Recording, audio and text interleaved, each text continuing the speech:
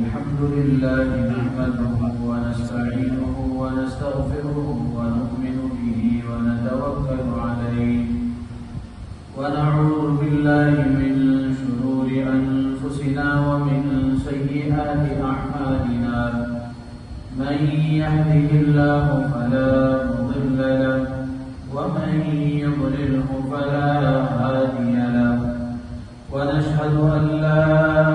إله إلا الله وحده لا شريك له ونشهد أن سيدنا وحبيبنا ومولانا محمدا عبده ورسوله صلى الله تعالى عليه وعلى آله وصحبه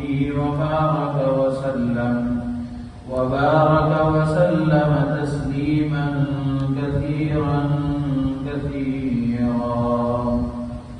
أما بعد فأعوذ بالله من الشيطان الرجيم بسم الله الرحمن الرحيم يا أيها الناس اتقوا ربكم الذي خلقكم من نفس واحدة وخلق منها زوجها وبث منهما رجالا كثيرا ونساء واتقوا الله الذي تساءلون به والأرحام إن الله كان عليكم رقيبا يا أيها الذين آمنوا اتقوا الله حق تقاته ولا تموتن إلا وأنتم مسلمون يا أيها الذين آمنوا اتقوا الله وقولوا قولا سديدا يصلح لكم أعمالكم ويغفر لكم ذنوبكم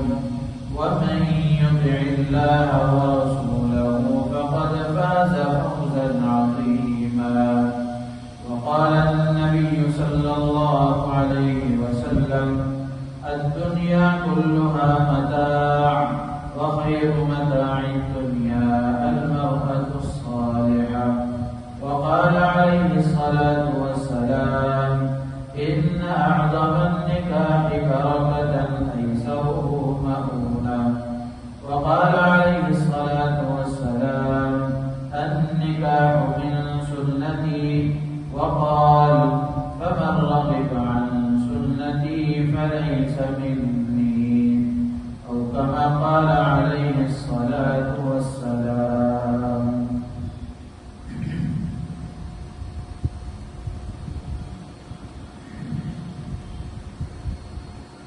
नौशाद अजीज़म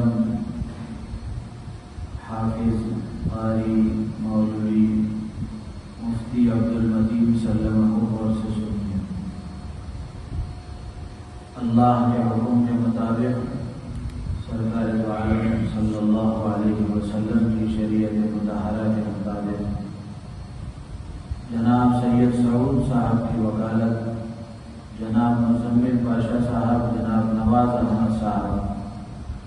इन दोनों हजरात की गवाही से हाज़रीन मजलिस के रूबरू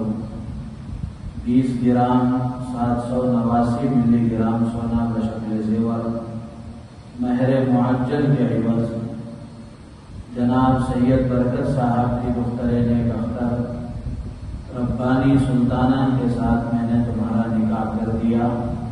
दोनों का जोड़ा बना दिया। क्या आपने सैयद बरकत साहब की दुख्तरे नेक अख्तर रब्बानी सुल्ताना को अपने निकाह में कबूल किया? मैंने कबूल किया। अल्हम्दुलिल्लाह। बारकल्लाहु